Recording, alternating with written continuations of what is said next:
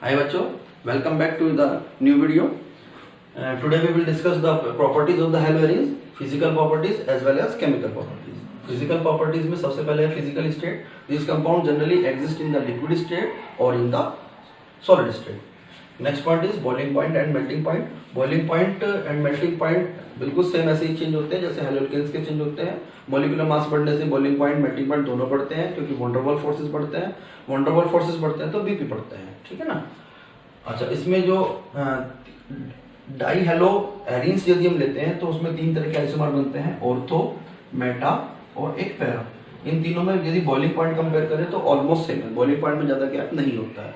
लेकिन यदि हम मेल्टिंग पॉइंट की बात करें तो मेल्टिंग पॉइंट जनरली जो आपका पैरा आइसोमर होता है इसका सबसे ज्यादा होता है due to its symmetrical shape. इसकी सिमेट्रिकल शेप है, जबकि ऑर्थो या मेटा में ऐसा नहीं है. सिमेट्रिकल शेप होने से क्या होता है, इसके मॉलिक्यूल्स क्रिस्टल लैटिस में क्लोजली पैक्ड हो जाते हैं.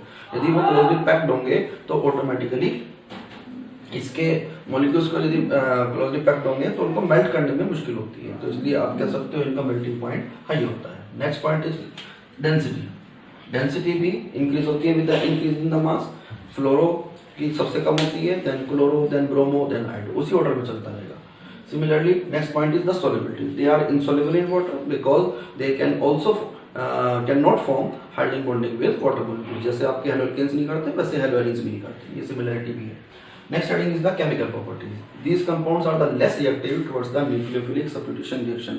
जैसे हेलोएल्केन्स में more reactive थे towards nucleophilic substitution, लेकिन अब की बार ये less reactive है towards nucleophilic substitution reaction. कैसे है? इसके कई रीजंस हैं, समझने हैं आपको. बहुत इंपॉर्टेंट क्वेश्चन है. Number 1, by resonance. रेजोनेंस के थ्रू इसमें क्या होता है कि जो लोन पेयर होते हैं रेजोनेंस में हेलोजन एटम के, वो रेजोनेंस में इन्वॉल्व हो जाते हैं with the benzene ring. Benzene ring में इन्वॉल्व होने से क्या होता है, यहाँ पर पार्शियल डबल बॉन्ड कैरेक्टर आ जाता है. जैसे आप रेजोनेंस स्ट्रक्चर में देख भी रहे होंगे, ये इलेक्ट्रॉन यहाँ मूव करता है, ये वाले इलेक्ट्रॉन नेक्स्ट कार्बन पे. सिमिलरली ये यहाँ पर, और ये वाले फिर यहाँ, तो ये नेक्स्ट कार्बन पे. इसी तरह से फाइनली ये इधर, तो ये इलेक्ट्रॉन वापस. तो आप सेकंड, थर्ड और फोर्थ स्ट्रक्चर को देख के क्लियर कर सकते हैं. From the second, third and fourth structure it is clear that there is a carbon halogen partial double bond. Partial double bond character arises due to which bond length becomes less. Single bond की bond length ज्यादा होती है, double bond की bond length कम होती है. इसलिए इसका जो रिएक्टिविटी होगी वो कम हो जाएगी, बिकॉज कार्बन हेलोजन का बॉन्ड इजीली ब्रेक नहीं होता शॉर्टर लेंथ होने की वजह से. नंबर सेकंड, दूसरा रीजन हो सकता है different hybrid state of the carbon atom. Halogen क्या जो जिस कार्बन से अटैच होता है, हेलोएल्केन्स की बात करें तो वो sp3 है, हेलोएरीन्स की बात करें तो ये कार्बन आपका sp2 हाइब्रिडाइज्ड है. जब भी बेंजीन रिंग वाले होते हैं तो वो हमेशा sp2 हाइब्रिडाइज्ड कार्बन शो करते हैं, और जो सिंगल बॉन्ड वाले होते हैं वो करते हैं sp3. किसी को हाइब्रिडाइजेशन में डाउट है तो मैंने हाइब्रिडाइजेशन पे भी 2 वीडियो बना रखी है. क्लास 11th की वीडियो है. एक में पूरा हाइब्रिडाइजेशन समझाया हुआ है, एक में सिर्फ फाइंड करने के तरीके बताए हुए हैं. बहुत सारे कंपाउंड डिस्कस किए हुए हैं, आप उसको भी देख सकते हैं. वीडियो को मेरे चैनल पे देख लीजिएगा, आपको आराम से मिल जाएगी वहाँ पर.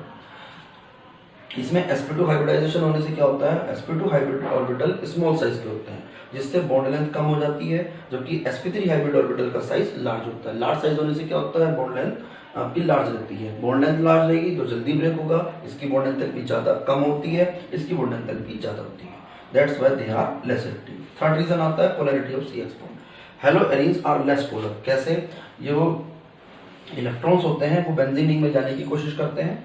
हेलोजन एटम -I करता है यहाँ पर, और बेंजीन रिंग करती है +R. दोनों की डायरेक्शन अपोजिट है, तो अपोजिट होने से कार्बन हेलोजन बॉन्ड आपका लेस पोलर हो जाता है. But in case of the alkyl halide -I की डायरेक्शन भी यही है और +I की डायरेक्शन भी यही है. Therefore you can say that carbon halogen bond is more polar in haloalkanes while in the that in the haloarenes. Haloarenes में लेस पोलर है. जो मोर पोलर होता है बॉन्ड जल्दी ब्रेक होता है.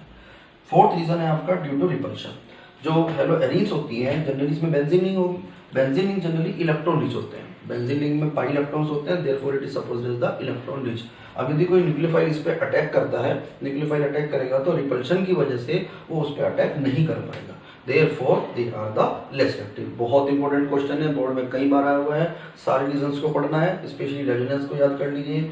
जो सा इनमें से बाकी आराम से याद रहे वो याद कर लीजिए, क्योंकि एग्जाम में कई बार ऐसा क्वेश्चन आया हुआ कि 2 रीजन दीजिए, दोनों रीजन देने पड़ रहे हैं.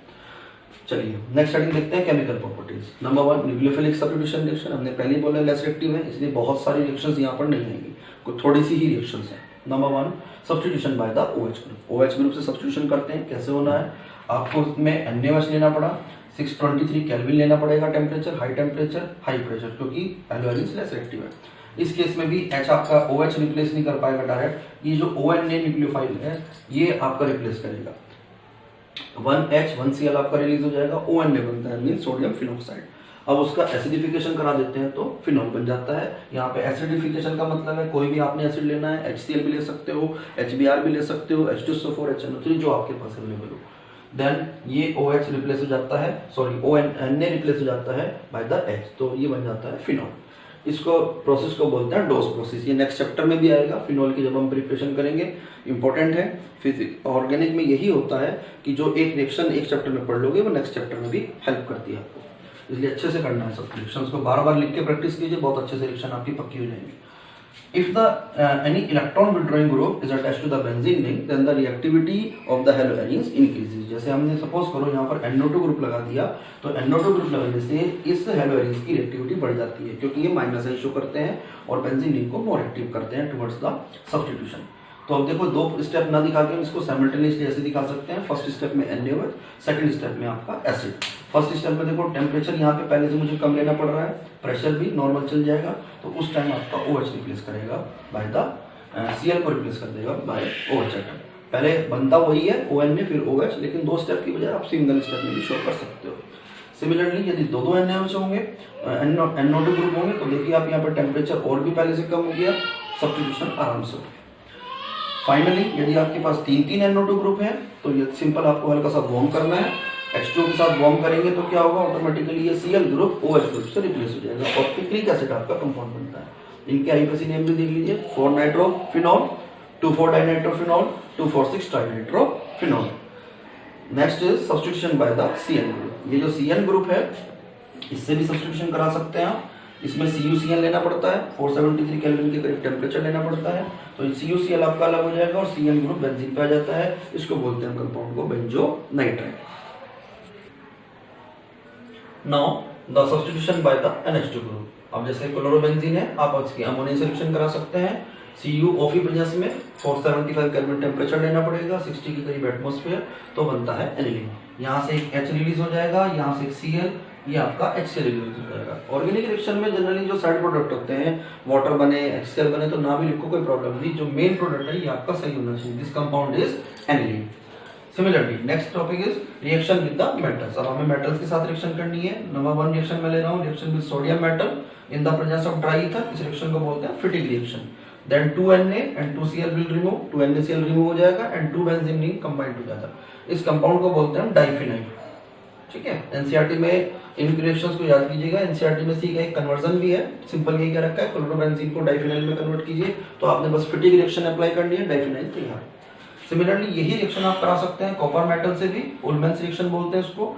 इसमें 2Cu और 2CuCl रिमूव हो जाएंगे और आपका जो बेंजीन रिंग है, दोनों बेंजीन रिंग आपस में कनेक्ट हो जाएंगी और ये बनता है आपका कंपाउंड डाइफिनाइल। सेम है, आपको डाइफिनाइल बनाना हो इसको भी यूज कर सकते हैं, फिटिंग को भी यूज कर सकते हैं। एक रिएक्शन और आती है इसी से related, next is the Wurtz Fittig reaction. इसमें क्या करना पड़ता है, एराइल हैलाइड, एल्काइल हैलाइड में दोनों को यूज करना पड़ता है। नाम से देखिए वुड्स भी और फिटिंग भी है। वुड्स आपने लगाई थी एल्काइल हैलाइड पे, फिटिंग लगाई थी एराइल हैलाइड पे। वुड्स फिटिंग है तो दोनों को कंबाइन कर दो। इन the presence of the sodium metal and dry ether, 2Na and 2Cl will remove, 2NaCl will remove, CH3 attached to the benzene ring, therefore toluene is formed. Similarly, अब ये आपका finally magnesium metal से मैं reaction करा रहा हूँ, तो magnesium metal से ड्राई ईथर की प्रेजेंस में करते हैं, आपको पता है यहाँ कंबाइन हो जाता है और आपका बनता है C6H5MgCl। इस तरह के कंपाउंड को बोलते हैं ग्रिग्नार्ड रिएजेंट्स। ये मेटल्स की रिएक्शंस थी जो खत्म हो गई। Next is the electrophilic substitution reactions. Electrophilic substitution reactions में क्या होता है, आपको पता है बेंजीन के जो कंपाउंड्स होते हैं generally they undergoes the electrophilic substitution reactions. Haloarenes are haloarenes में जो आपका हेलोजन ग्रुप होता है that is the ortho and para directing group. It can be explained on the basis of resonance. जो हमने रेजोनेंस जैसे पहले दिखाया था बिल्कुल सेम दिखाना है। यहाँ से देखिए ये ऑर्थो पोजीशन होती है, ये पैरा है, ये फिर ऑर्थो है। ऑर्थो पैरा पोजीशन पे रेजोनेंस की वजह से इलेक्ट्रॉन डेंसिटी इंक्रीज हो जाती है और जो भी आपका इलेक्ट्रोफाइल होता है इन पोजीशन पे इजीली अटैक कर सकता है। Therefore these are the more reactive than the benzene. Simple benzene से मोर एक्टिव होते हैं, लेकिन साथ ही साथ halogen atom minus I effect भी करता है। माइनस आई इफेक्ट की वजह से थोड़ी सी रिएक्टिविटी कम हो जाती है, उतनी नहीं होती जितनी रेजोनेंस की वजह से होनी चाहिए। अब इसकी के कुछ एग्जांपल्स देंगे इलेक्ट्रोफिलिक सब्स्टिट्यूशन के। Number 1 is the halogenation. ये 5 रिएक्शन है जो आपने 11th में भी पढ़ी थी, बहुत अच्छे से समझनी है, याद करनी है, क्योंकि बार बार जब भी आप आगे ऑर्गेनिक के चैप्टर करोगे, एरोमेटिक कंपाउंड करोगे, ये 5 रिएक्शन जनरली आपको बार बार रिपीट होंगी। नंबर 1 हेलोजिनेशन, नाम से क्लियर है, हेलोजन से रिएक्शन करानी है, in presence of anhydrous AlCl3 करानी है। तो ये जो Cl ग्रुप है ऑर्थो पे और पैरा पे आ जाएगा। ये ऑर्थो प्रोडक्ट बन गया, ये आपका पैरा बन गया। ऑर्थो या पैरा पोजीशन का आप H बोल सकते हो, यहाँ पे HCl, तो यहाँ पे साइड प्रोडक्ट है HCl। लिखो ना लिखो आपकी मर्जी है। नाइट्रेशन में क्या करना है आपको, कंसंट्रेटेड नाइट्रिक एसिड से रिएक्शन करते हैं इन the presence of concentrate H2SO4 करते हैं। तो ऑर्थो या पैरा पोजीशन का H क्या लीजिए और ये वाला OH, H2 रिलीज, और आपका NO2 जो बचता है वो यहाँ पर या यहाँ पर अटैक करता है, ये ऑर्थो प्रोडक्ट बन जाएगा, ये पैरा। मैंने आपको समझाने के लिए HNO3 को ब्रेक करके लिखा हुआ है HONO2, आप भी लिख सकते हैं ताकि समझ में आ जाए कौन सा न्यूक्लियोफाइल बनेगा, कौन सा इलेक्ट्रोफाइल।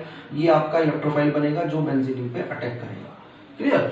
इसी तरह से मैंने नेक्स्ट लिया है सल्फोनेशन। सल्फोनेशन में भी H2SO4 को ब्रेक करके लिख दिया HOSO3H। तो ये जो SO3H ग्रुप है ये ऑर्थो या पैरा पे अटैक करेगा। ठीक है, यहाँ पर जो OH ग्रुप है ऑर्थो या पैरा का H कह लीजिए, ये वाला OH, H2 रिलीज, और जो बचता है आपका प्रोडक्ट बनता है SO3H, यहाँ पे जोड़ दीजिए चाहे यहाँ पे। अच्छा, इनके नेम भी समझ लीजिए। ये हो गया ऑर्थो एंड पैरा डाइक्लोरोबेंजीन, इसका IUPAC बना सकते हैं 1,2 डाइक्लोरोबेंजीन। एंड ये छोटी सी मिस्टेक हुई है यहाँ पर, ये Cl यहाँ लगा देना, ये ऑर्थो एंड पैरा डाइक्लोरोबेंजीन हो गया, इसको बोल सकते हैं आप 1,4 डाइक्लोरोबेंजीन। इसमें 1 क्लोरो 2 नाइट्रोबेंजीन, 1 क्लोरो 4 नाइट्रोबेंजीन, इसको बोलते हैं 2 chloro benzene sulphonic acid, 4 chloro benzene sulphonic acid. Actually जो सल्फोनिक एसिड ग्रुप होता है इसकी प्रायोरिटी ज्यादा होती है प्रेफरेंस ऑर्डर में, इसलिए हमें इसको प्रेफरेंस देके इसके अकॉर्डिंग नेम बोलना है। Next is the Friedel-Crafts alkylation. 2 reaction रह गए हैं हमारी, फ्रीडल-क्राफ्ट एल्काइलेशन और फ्रीडल-क्राफ्ट एसाइलेशन। एल्काइलेशन नाम से क्लियर है, एल्काइल ग्रुप की प्रेजेंस में करते हैं। इसमें यानी कि एल्काइल हाइड आपको लेना है, एनहाइड्रस AlCl3 की प्रेजेंस में करना है। तो यहाँ का H, ये Cl, या फिर यहाँ का H और ये वाला Cl रिलीज हो जाएगा, CH3 ग्रुप ऑर्थो और पैरा पे अटैक कर देगा। कंपाउंड आपका बना ऑर्थो क्लोरोटोलिन या पैरा क्लोरोटोलिन। इसको आप IUPAC में नंबरिंग के हिसाब से बोल सकते हैं 1 chloro 2 methyl benzene, 1 chloro 4 methyl benzene. Last is the Friedel-Crafts acylation. अब इस रिएक्शन में नाम से क्लियर है, एसाइल ग्रुप आना है, तो एसाइल एल्हाइड से यानी कि एसिटाइल क्लोराइड से आपने रिएक्शन करानी है। तो ऑर्थो या पैरा पोजीशन का H और ये वाला Cl रिमूव हो जाएगा, जो COCH3 ग्रुप है वो बेंजीन पे अटैक कर जाएगा। इसका नाम होता है 2 क्लोरो एसिटोफिनॉन, 4 क्लोरो एसिटोफिनॉन। ये आपकी केमिकल प्रॉपर्टीज थी जो फिनिश हो गई, इनको अच्छे से समझिए।